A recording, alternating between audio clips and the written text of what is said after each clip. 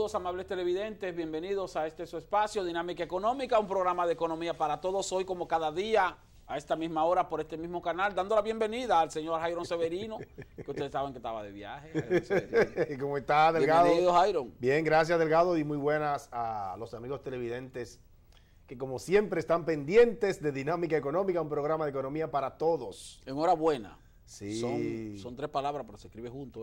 Enhorabuena. Enhorabuena. Enhorabuena. Se escribe junto. Como yo una lo sola escribía palabra. despegado antes.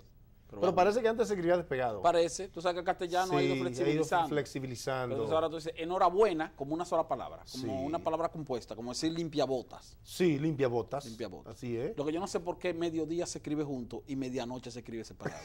¿Por qué? Si es en términos gramaticales debe ser lo mismo. Debería ser, sí, en términos gramaticales lo mismo. Debe ser lo mismo. Inclusive, ¿por qué medianoche se escribe despegado cuando de noche que la gente está más pegada? También ese otro asunto.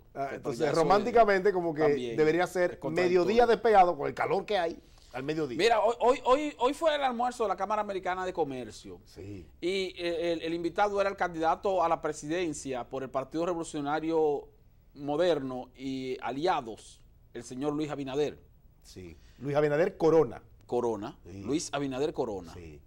Tú sabes que... Hijo de Rafael Abinader. Hijo de Rafael Abinader. Ex ministro de Finanzas del gobierno de Juan Bosch. ¿No era así? Ex ministro de Finanzas del gobierno de Juan Bosch. Ex senador. El gobierno de Antonio Guzmán. También Antonio Guzmán. Ex senador también. Ex senador. Uno de los hombres más honestos que Sí. tiene la República Dominicana Así es es. el señor José Rafael Abinader. Porque su hijo es José Luis Abinader Corona, el otro se llama Rafael Abinader, ahí tiene un hijo que se llama también Rafael, que es el que es rector de la universidad. De la UIM. Ah, sí. Perfecto. Bueno, el asunto es que él hizo varios planteamientos, entre ellos, bueno, que la necesidad de que se aumenten los salarios en el sector público, planteó también la posibilidad o la necesidad de que se unifiquen las tres distribuidoras de norte, de sur y de este en una sola empresa. Importante ese tema, esa propuesta, sí. Creo que es bien porque así se abrió un ahorro incluso de dinero, porque total, ¿para qué tener tres empresas separadas si es lo mismo? Si es lo mismo. El mismo dueño. Son empresas estatales y son monopólicas como quieran. Pero también hizo un planteamiento, Jairo, y te lo digo por las cosas como de la vida, mira. Sí. Él hizo referencia o crítica a los monopolios y a las concentraciones empresariales, específicamente a los monopolios del transporte. Ay, mamá. Lo cual es un planteamiento interesante en términos del escenario donde él estaba, porque el sector empresarial siempre ha estado en contra del monopolio que existe aquí en la República Dominicana en el transporte de carga. Pero te digo que es medio contradictorio, porque fíjate cómo son los políticos. Los principales transportistas del país, los que controlan el transporte, bueno y malo, están con Luis Abinader. Bueno, malo y pésimo. Fenatrano. Sí, que es de Ubieres. Esa gente está con Abinader. Sí. Antonio Marte, de Conatra, también Sí. está con Abinader.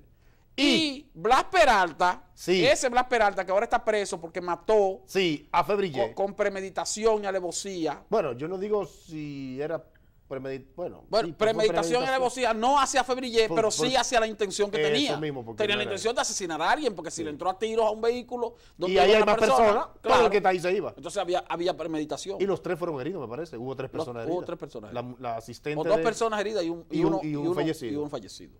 Ahora, ese es el presidente eterno de Fenatrado y el controlador de Fenatrado, del sindicato de transporte. El peor monopolio que existe en este país. Y ese era un aliado del PRM. Digo era porque ahora, bajo la situación en que está, por supuesto, no va a ir como candidato y además está en un proceso judicial que tiene que demostrar ahora su inocencia, Pero Luis Abinader y el PRM iban a llevar a Blas Peralta a ser diputado de la República. Sí. ¿Y cómo es por un lado? Porque iba a ganar la diputación. Iba a ganar la diputación, sí, claro. Iba a ganar. Y entonces ahora planteando que los monopolios de transporte, pero por Dios, también hay que ser coherente. Hay que ser cuidadoso. Cuidadoso y coherente, porque ciertamente el escenario de la Cámara Americana es propicio para tú agenciarte con ese discurso el apoyo de los empresarios. Pero es mejor ni mencionarlo. Pero mejor no lo Él debió no mencionarlo porque le quedó feo. Queda feo, ¿por qué? Porque, óyeme, pero tú estás aliándote con ese sector. ¿Qué tú harías si tú ganas la presidencia? No, llega cargado de compromiso. Si no hubiera ocurrido la tragedia que ocurrió, llevas como diputado al presidente de los transportistas de carga y está criticando el monopolio del transporte de carga. ¿Qué tú harías entonces si llega a la presidencia? ¿Qué tú vas a hacer con ese aliado? ¿Qué vas a hacer? Diputado, controlador del monopolio del transporte de carga. ¿Qué harías? ¿Qué cara? Entonces es mejor no mencionarlo. O sea, por eso digo que hay que tener como cuidado con ese. Hay que ver con quiénes ese tipo le así. hacen el discurso a Luis Abinader. Hay que ver. Aunque tú sabes que Luis Abinader, la falta de estrategia de comunicación definida y una campaña bien dirigida ha sido una de las debilidades más grandes de la candidatura Sí, de una de Abinader. sus principales Que es un buen debilidades. candidato. Excelente pero quizás candidato, una no ha buena sido opción. Una buena opción. Pero está haciendo una campaña que no está dirigida a captar votos, está haciendo una campaña medio desenfocada. Por en un esa lado, parte, tú tienes los tres responsables del caos en gran medida en el transporte. del transporte. Porque si hay caos en este país es porque ellos se consideran dueños. Y señores, No, Delgado. y porque los políticos continúan con la práctica Por el que compromiso que quiere asumen. continuar Luis Abinader. Sí, exactamente. ¿Cuál práctica ¿Eh? de aliarse con ese sector y luego entonces darle prebendas y darle cuota de poder? Porque tienen que dársela. Delgado, pero Imagínate hablando tú. de competitividad, uno de los elementos o variables que siempre están presentes en la falta de competitividad de este país es justamente el transporte y la forma monopólica. Porque, Delgado, Pero Jaime, las empresas pueden tener su propio... Antonio Marte va como candidato a senador por el PRM, ¿Por qué? ¿Por qué provincia? por una provincia de la región del noroeste, Santiago Santiago Rodríguez. Ah, porque él es de para allá. Y Juan Ubiere va como candidato a senador por la provincia de Santo Domingo. Santo Domingo. Y Blas Peralta va como candidato a diputado. Bueno, en la provincia de San Yaramir Pero, hay un señores, candidato a diputado que es de Fenatrado. que también es el Fenatrado. vicepresidente de Fenatrado. El segundo después de El Blas segundo. Peralta, El segundo. que ahora va a ser el primero. Se llama Ricardo. También va El como segundo. diputado. Como diputado. De Fenatrado. De- Y por un por el lado, PRM. Por el PRM. Entonces, por un lado, tú estás criticando el monopolio de transporte. Pero no me... Y para que no vayan a pensar que estamos atacando a Luis Abinader. No. El presidente Danilo Medina debe exponer, si no el próximo miércoles, tal vez el miércoles de la semana siguiente, Sí, en la Cámara Americana de Comercio. Y aquí también vamos a criticar su discurso también. claro. Igualito lo vamos a hacer. Porque no estamos haciendo una crítica política de manera directa. Lo que No. estamos haciendo es una crítica en cuanto a la incoherencia que se produce cuando tú, por un lado, tienes como aliado a un sector que representa una área económica negativa que tú luego estás criticando. Porque tienes que predicar con el ejemplo. Lo cual entonces no predica con el ejemplo. Eso es lo que estamos comentando aquí. Delgado, ¿cuántas veces hemos dicho aquí que ojalá valga la pena, si el presidente Medina repite, ojalá valga la pena o haya valido la pena tragarse el tiburón podrido? Ojalá Porque haya valido la pena. Ojalá Sí, haya valido la pena, sí, porque el presidente si dijo, fuera así. el presidente dijo que para reelegirse un presidente desde el poder tendría que tragarse es fuerte eso, un tiburón en descomposición Y no eruptar. y no eruptar y además tirar los escrúpulos al zafacón. ¿Tú me entendiste? Entonces, esperemos que también haya valido la pena Entonces, en caso de que el repita el presidente presidente. Danilo Medina, entonces, es un inescrupuloso. ¿Es un inescrupuloso? ¿Qué son los escrúpulos, Jairo? Yo confieso que no sé qué son los escrúpulos. Tengo que averiguar. ¿Qué es un escrúpulo? Sería bueno que la gente nos diga Sí, porque qué son los escrúpulos. Usted es un inescrupuloso. Y digo, ¿y qué es eso? Que uno no puede tener escrúpulos. El que no tiene escrúpulo, entonces es negativo. O sea, los escrúpulos son positivos. Tener escrúpulos Pero tú estás pensando lo es mismo que yo. positivo. Entonces, no tener escrúpulos, ser inescrupuloso, es lo ser- negativo. Ajá. Bien. Oye, bien, ¿eh? Bien. Pero bueno, no sé. Hay que... Pero Ahora, la sí. mayoría de los políticos, por no decir todos, Sí. son inescrupulosos. Todos los políticos. O sea, eso es Es generalizado. que, o sea, una condición sine qua non para tú ser claro, político. para tú ser político. Porque ser la político verdad, es que- Delgado, que para meterse a político hay que ser a veces un charlatán. Mira, Hay que aprender a hablar mentira hay que aprender de todo. y comer pescado al mismo tiempo. Sí, sí, hay que aprender de todo. Pero Sin bueno, cuidado. vamos a una pausa. Cuando Bien. retornemos, continuamos hablando dinámica económica.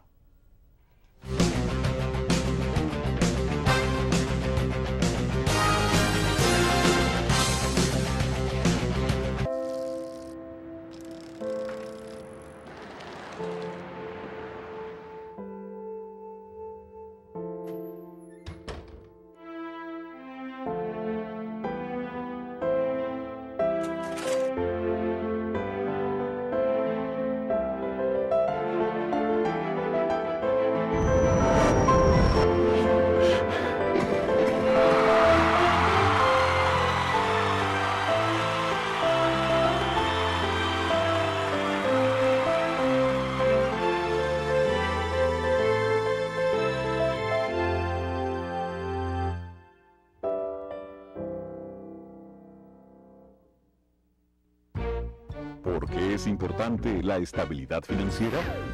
Tu hija se gradúa de la escuela y tienes que buscar dinero para los gastos universitarios. Si guardaste dinero bajo el colchón, esos ahorros no produjeron ganancias o corrieron el riesgo de ser robados o que se dañaran. Probar suerte con pirámides u otros negocios de ganancias fáciles al final no te resuelve y podría dejarte arruinado. Y recurrir al prestamista de la calle te puede salir muy caro. En cambio, cuando hay un sistema financiero estable y confiable, puedes usar distintos instrumentos, tanto para hacer rendir tus ahorros con seguridad y eficiencia, como para obtener los préstamos que necesites, con el fin de cubrir tus gastos o realizar inversiones productivas a un menor costo. Esto es justo lo que procuramos en el Banco Central. Proponemos a la Junta Monetaria las normativas y reglamentos para un funcionamiento eficiente y seguro del sistema financiero dominicano, cuidando que las entidades protejan tus ahorros, manteniendo adecuados niveles de capital y de liquidez y concediendo préstamos recuperables para que puedan financiar la economía, sirviéndote a ti y a la sociedad. Porque en un sistema financiero sano, solvente y estable, puedes convertir tus sueños de hoy en tus logros del mañana. Campaña de Educación Económica y Financiera del Banco Central de la República Dominicana, por la estabilidad y el crecimiento. La CDEE, enfocados en su plan integral, trabaja en más de 100 proyectos de reducción de pérdidas y rehabilitación de redes en todo el país para mejorar el voltaje y mantener la continuidad del servicio. Se construyen 8 nuevas subestaciones, 16 en proceso de repotenciación, 24 en total. Avanzamos con 1.825 kilómetros de redes rehabilitadas, 268 kilómetros de nuevos circuitos, más de 20.000 clientes prepagos, 243.000 clientes normalizados, 212.000 nuevos clientes telemedidos, alcanzando ya más de 340.000 en las 3 sedes. Corporación Dominicana de Empresas Eléctricas Estatales, CDEE, hacia la solución definitiva.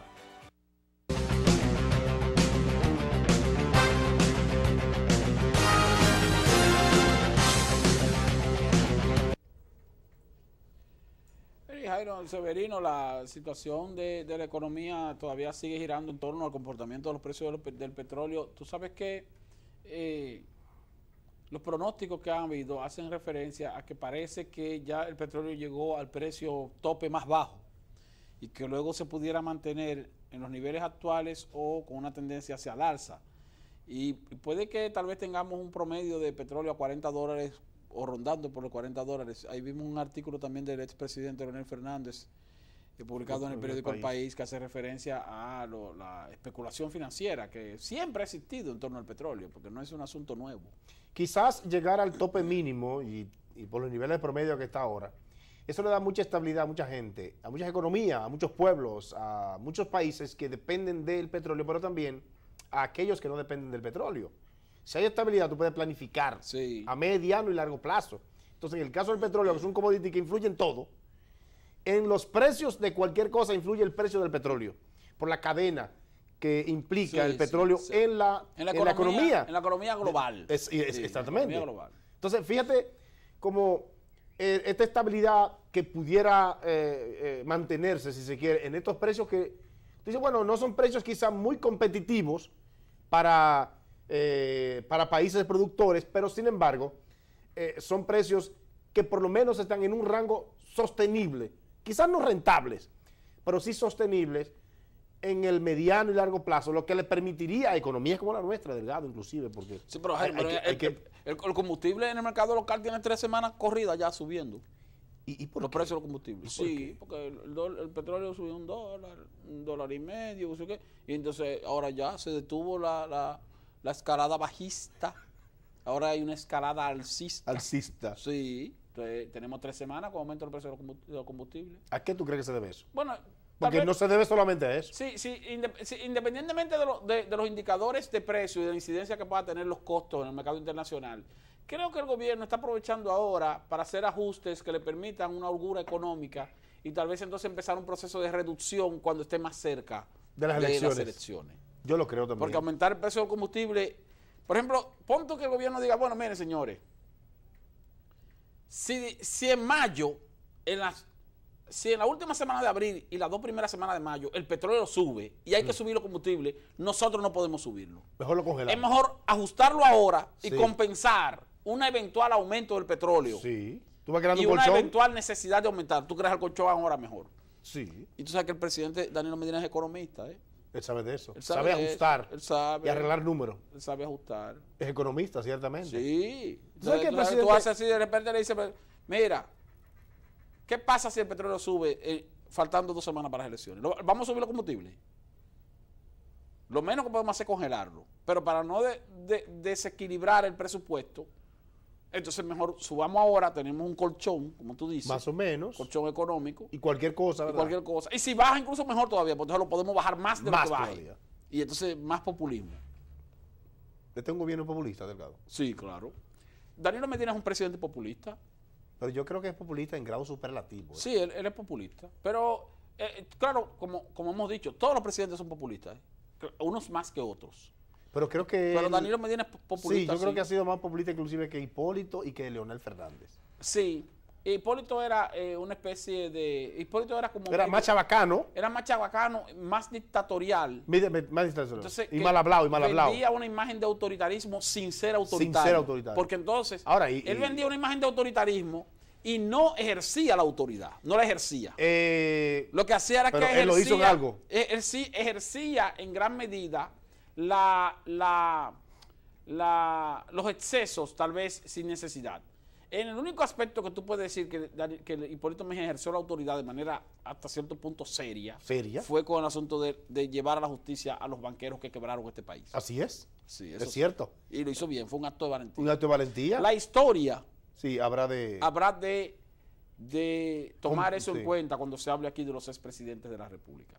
Ahora no, pero sin embargo, cuando tú lees documentos internacionales sobre biografías de Hipólito Mejía, aparece Sí. como un aspecto resaltable el hecho de que él tuvo la valentía de someter a la justicia a los banqueros que quebraron Es el más, país. en los informes técnicos del Ministerio de Economía, Planificación y Desarrollo, que menciona la crisis de 2003, Sí, hace referencia. hace referencia a la forma en cómo se manejó Sí, la crisis, sí. que fue responsable, y que la crisis en esos informes no se la atribuyen al gobierno, No. sino a la crisis se le atribuye bancaria, a los banqueros en los informes. del sector privado que incurrieron en irregularidades. hechos por y en Temístocles acciones. Montá, esos informes. Sí, por este gobierno. Entonces, fíjate. Porque es fíjate. cierto, porque es que Cierto, fue así. cierto. Que fue así. Entonces tú tienes que ser hasta cierto punto imparcial cuando vas a rendir un informe internacional, por ejemplo, para presentar la imagen de la República Dominicana ante el mercado internacional para hacer una emisión de bonos soberanos. Así Tú es. tienes que decir a los inversionistas, mire, este país tiene esto, esto, esto y aquello. Y tuvimos una vez una crisis, esa crisis se superó gracias a esto, esto, esto y aquello.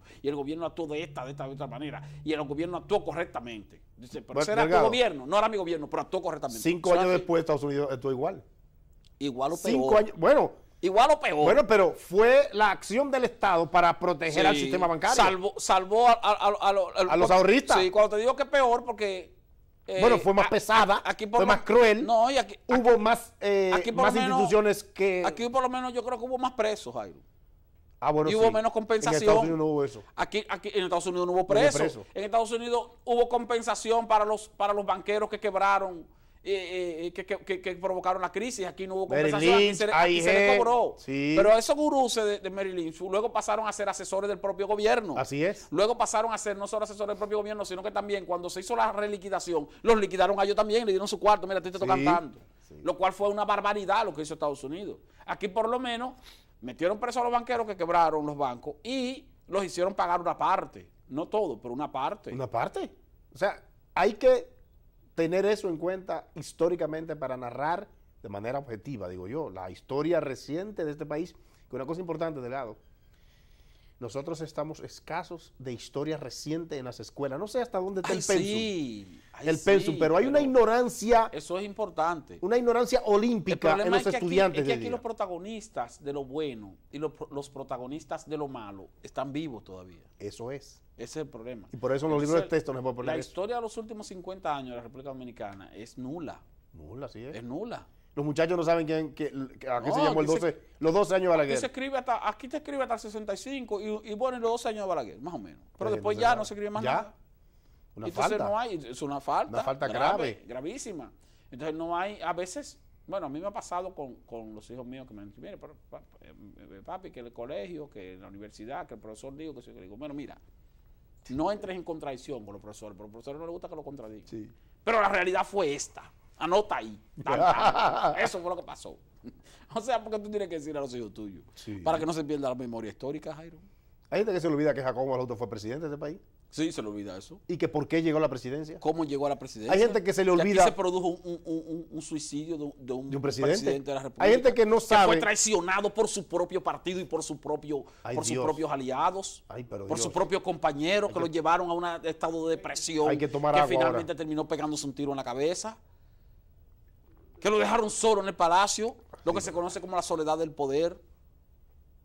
Es así. Cuando ya Jorge Blanco había ganado. Cuando ya Jorge Blanco había ganado. Hay gente que no sabe La que ingratitud. cuando mataron a Trujillo, Balaguer era el presidente De la títere. República, sí. Bueno, Era el presidente de la República, un presidente títere. Sí, pero estaba era ahí. presidente. Era el presidente. Sí. Hay gente que no sabe eso. No sabía. No sabe eso para nada. Y que con septiembre, octubre, cuando se fueron ya los Trujillo, Balaguer quedó como presidente. Y obviamente lo entregaron al triunvirato. Que se armó un corredero, ahora que tuvo que encaramarse por las paredes de la Santa Anunciatura, Sede. sí, para irse por ahí. Y luego los norteamericanos lo trajeron. En el 66. En el 66. Lo hicieron ganar la presidencia, lo dejaron ahí durante los 12 años. Hasta el que duró 78. gobernando, hasta el 78. Que el acuerdo Con de apoyo del Santiago. gobierno norteamericano, porque era necesario un Estabilizar hombre esto, sí. de cierta autoridad para enfrentar los Y aires además del que comunismo. entendía la idiosincrasia de la política Sí, de ese momento. Sí, de ese momento. Que fue lo que no Que hizo. actuó con crueldad, ¿eh? Que eso no fue lo Actuó que con hizo. crueldad, pero- No fue lo que hizo Juan Bosch. No. Que no entendió ese proceso de transición y estaba muy adelantado. Estaba. No, y que ciertamente, Jairo, tú no puedes salir de una dictadura de 30 años, No puede. de 31 años, y pasar de la noche a la mañana a la democracia. No, hay no se forma. puede. Tiene que ser un proceso De transición. de transición que te puede durar más de una década, como efectivamente duró más de una Sí, década. así es. El gobierno de los 12 años de Joaquín Balaguer. Pero aquí hay gente también que no tienen idea de la comparación o de la diferencia de aquel presidente autoritario, casi dictatorial de los 12 años. A los últimos 10. Y del presidente de los últimos 10 años. 86, 94. Que gobernó entonces ya en un estado de democracia y se adaptó a esa 86, democracia. 96. 86, 96, 10 años. 10 años. Vamos a una pausa, cuando retornemos seguimos Dinámica Económica.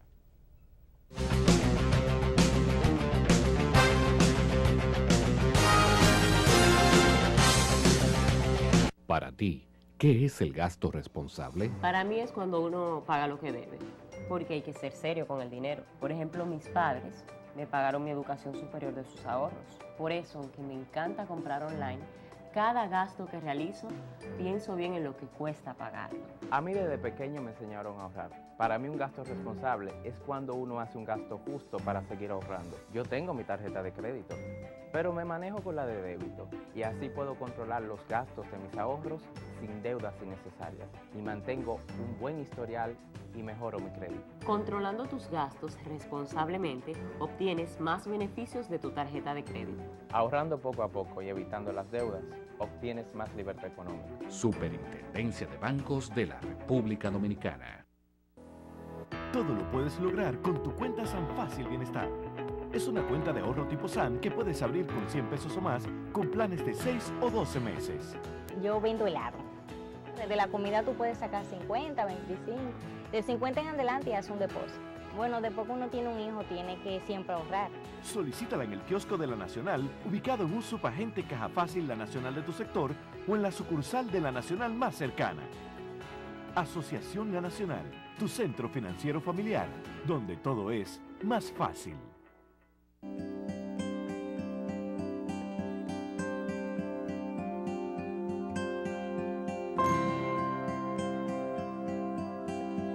Cada día, muchas somos las mujeres que nos vemos con problemas que no nos dejan ni movernos,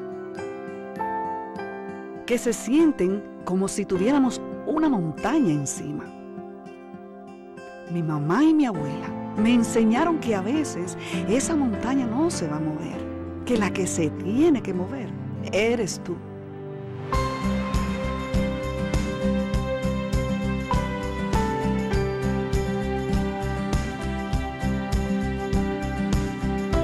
Ellas movieron grandes montañas para que yo llegara a ser lo que soy hoy.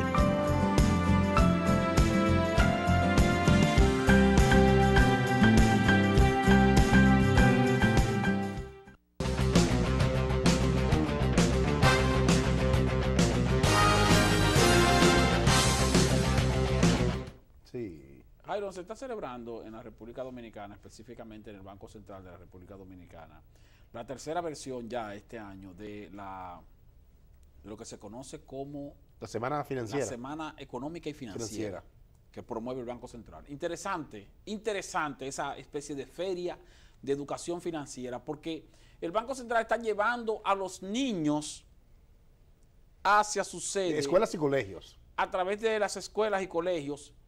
Y las principales entidades financieras del país han instalado sus stands y cosas para entonces atraer y orientar con educación financiera. Y eso ha tenido un apoyo extraordinario de bancos comerciales, de asociaciones de ahorros y préstamos, de bancos de ahorro y crédito, e incluso de las cooperativas, porque la AIRAC se integró ¿Te diste cuenta? Notaste eso, ¿verdad? Sí. Lo notaste. Se integró a ¿Después la de qué? ¿Después iniciativa de educación financiera. Después de que el gobernador del Banco Central y el periódico El Dinero se hizo eco de eso, hizo la referencia de que el Fondo Monetario Internacional está interesado en que las entidades que no son del sistema, que no son sistémicas, entren a ser reguladas de manera sistémica. Entonces la AIRAC, que no es el IDECOP. No, el IDECOP. La AIRAC, que es una especie de asociación de cooperativas. Es como la ABA. Que agrupa a las únicas cooperativas que cumplen con la presentación de sus estados financieros a tiempo. Porque hay que recordar eso. Aquí hay un paquete de cooperativas. Que no presentan ni siquiera. Pero hay 10 o 12, 15. Sí, 15 que tiene AIRAC. Que son las únicas que presentan sus estados financieros, tal vez con un año de atraso. Pero pudiera inclusive pasar la prueba si llegan al sistema. Si llegan al sistema. Algunos tienen cajeros automáticos, emiten cheques, abren cuentas corrientes. Sí. Entonces esa asociación que se llama Asociación AIRAC, Asociación de Instituciones Rurales de Economía, Desarrollo Económico, que reúne a varias cooperativas. Entonces se integró a ese programa o a esa semana de orientación económica y financiera que cada año ofrece el Banco Central, que se extiende hasta este viernes y que nosotros incluso le exhortamos a la gente que vaya. Eso se está desarrollando en el edificio que queda detrás de la sede del Banco Central, donde está el auditorio del Banco Central. Y la entrada es gratuita, la gente puede ir, mirar y orientarse. Y dan unas charlas interesantísimas sobre educación financiera y sobre cómo manejar sus estados de cuentas personales, lo cual es bastante favorable para muchos ciudadanos que son principalmente jóvenes, que tienen empleos ahora y son nuevos trabajadores, comienzan a recibir dinero, a cobrar dinero y entonces muchas veces reciben ofertas de tarjeta de crédito y no saben cómo administrarla. Vayan a la Semana Económica y Financiera del Banco Central, es interesante. Pues vayan, señores, muchísimas gracias por el placer de su sintonía y será hasta una próxima Dinámica Económica.